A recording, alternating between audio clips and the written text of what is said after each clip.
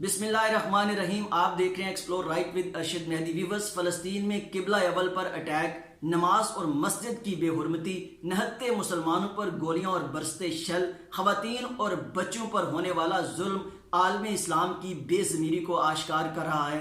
दुनिया के 1.5 अरब मुसलमानों और 56 इस्लामी ममालिक की गैरत को ललकार रहा है। इस्लामी मुल्क इसराइल के खिलाफ कमर बस्ता होने की बजाय उसके साथ तजारत और रवाबत बढ़ाते हुए नजर आ रहे हैं। और आज वैसे ही आलम कुफर जो है वो इकट्ठा हो चुका है यूरोप और अमेरिका इसराइल के साथ।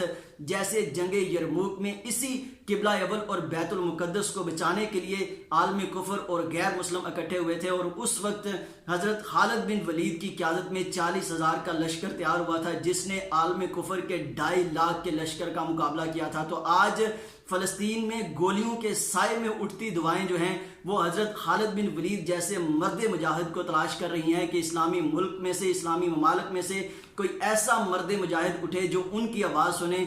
636 ईस्वी में जब जंगे यरमूक का मैदान लगा तो उस वक्त तमाम जो सलीबी हैं वो इकट्ठे हुए और उन्होंने 2.5 लाख का लश्कर तैयार किया मुसलमानों के खिलाफ, इसी बैतुल मुकद्दस पर अपना कब्जा जो है उसको बचाने के लिए। और दूसरी जानब हज़रत उमर फ़ारूक रज़ी अल्लाह ताला अन्हु, उन्होंने तमाम जो मुजाहिदीन हैं उनको यकजा किया और 40,000 का लश्कर तैयार किया, जिसको हज़रत खालिद बिन वलीद रज़ी अल्लाह ताला अन्हु की क़यादत में जो है वो जंगे यरमूक के मैदान में उतारा।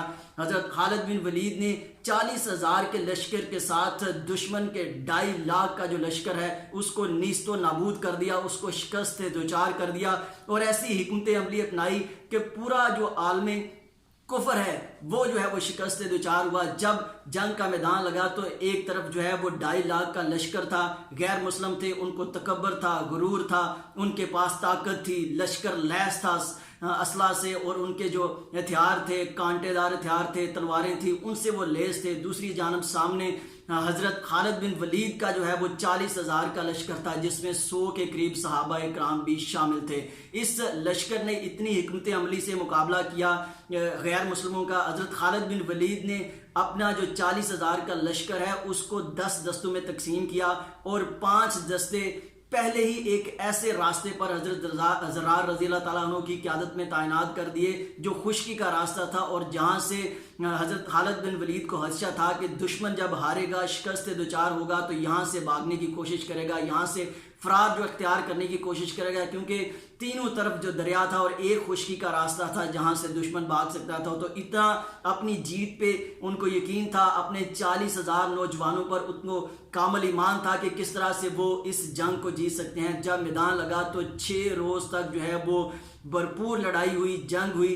चौथे रोज़ ये आलम था कि जो दुश्मन फ़ौज है वो जो मुसलमान ख़वातीन हैं उनके खैमों तक पहुँच गई, लेकिन हज़रत खालिद बिन वलीद की बेहतरीन हिकमत अमली के बाद उनको पीछे धकेला गया। 5वें रोज़ 2.5 लाख के लश्कर की जो दुश्मन की फ़ौज थी वो थक गई, वो हार गई, और उसने 5वें रोज़ जो है वो सुलहनामा भेजा और हज़रत खालिद बिन वलीद से दरख्वास्त की कि चंद दिन के लिए जंग जो है वो रोक दी जाए। लेकिन हज़रत खालिद बिन वलीद दुश्मन की तमाम चलाकियों से आगाह थे, उन्होंने सुलहनामा मुस्तरद किया और उस आखिरी रोज़ जो है वो भरपूर लड़ाई हुई। पूरी रात जो है वो जंग का मैदान लगा रहा, हज़ारों कफ़ार जो है वो मारे गए। जब कफ़ार जो है वो पसपा हुए तो उसी खुश्की के रास्ते उन्होंने भागने की कोशिश की जिसको पहले ही भांप लिया था हज़रत खालिद बिन वलीद ने। जब वहाँ से भागने लगे तो पहले ही वहाँ पे मौजूद थे हज़रत ज़रार 5,000 जो है वो नौजवानों के साथ, 5,000 घुड़सवारों के साथ। उन्होंने दुश्मन को वहाँ पे जो है वो पकड़ा, दुश्मन को वहाँ पे मारा। इधर से हज़रत खालिद बिन वलीद ने हमला किया तो यूं हज़ारों कफ़ार जो है वो इस जंग में मारे गए और मुसलमानों को फतह नसीब हुई। 2.5 लाख का लश्कर एक तरफ था, 40,000 जो है मुसलमान फौज एक तरफ थी, लेकिन कामयाबी हुई। आज हम समझते हैं कि शायद मगरब जो है वो ज़्यादा ताकतवर है, मगरब के साथ के पास ज़्यादा क़ुव्वत है, हम शायद कमज़ोर हैं, लेकिन हम शायद भूल गए हैं कि किस तरह से मुसलमानों ने तमाम जो है वो जंगें जीती हैं। जंगे बदर का वाक़या भी आपको याद होगा, और रिसेंट हाल ही में आप देख लें कि अफ़गानिस्तान में दुनिया की सुपर पावर अमेरिका के साथ क्या हुआ है, नेटो के साथ क्या हुआ है। 20 साल जंग लड़ने के बाद हार मानकर अब वो वापस अमेरिका लौट रहा है, रूस को शिकस्त दी, अफ़गानिस्तान के मुजाहिदीन ने। तो आज भी अगर मुसलमान यकजा हो जाएं तो कोई ऐसा अमर नहीं है कि आलमा जो कुफर है या जो गैर मुस्लिम है वो बैतुल मुक़द्दस में जो जुल्म कर रहे हैं, जो फ़लस्तीनियों पर जुल्म कर रहे हैं, उसको रोका जा सके। इस जंग के बाद जब ये जंग यरमूक जीती मुसलमानों ने, तो उसके बाद हज़रत उमर फ़ारूक रज़ी अल्लाह ताला अन्हो अज़ीम सिपहसालार मुसलमानों के खलीफा जब बैतुल मुक़द्दस में दाखिल होते हैं तो ऊंट जो है वो उसके ऊपर गुलाम बैठा होता है, उन्होंने निकेल पकड़ी होती है। चूँकि आधा रास्ता वो बैठते आ रहे थे, आधा रास्ता गुलाम बैठता आ रहा था, और जब वो वहाँ पे पहुँचे तो उस वक्त गुलाम की बारी थी, गुलाम ऊंट पर सवार था।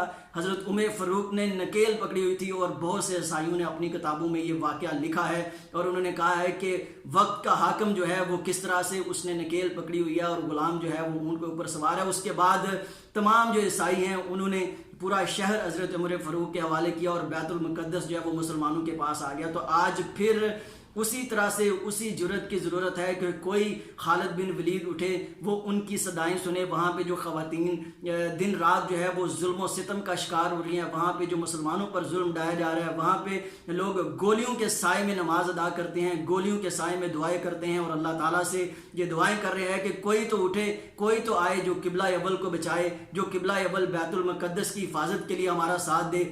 हमास ने जो तंजीम है फ़लस्तीन में जहादियों की, उसने मुसलमान मुल्कों को ललकारा है, मुसलमान मुल्कों की गैरत को ललकारने की कोशिश की, और उन्होंने कहा है कि आप लोग कब उठेंगे इस जुल्म के ख़िलाफ़, आप लोग कब यकजा होंगे इस जुल्म के ख़िलाफ़। इस जुल्म के ख़िलाफ़ तमाम मुसलमानों को यकजा होना होगा, OIC का इजलास बुलाना होगा, अरब लीग को जो है वो अपनी हिकमत अमली तैयार करनी होगी। और अगर मुसलमान इसी तरह से बटे रहे तो वो वक्त दूर नहीं है कि इसराइल फ़लस्तीन के बाद उसके जो आसपास ममालिक हैं उन पर भी अटैक करेगा, वो उससे भी आगे बढ़ेगा। लेकिन अभी मुसलमानों को इकट्ठा होकर फ़लस्तीनियों की मदद करने की ज़रूरत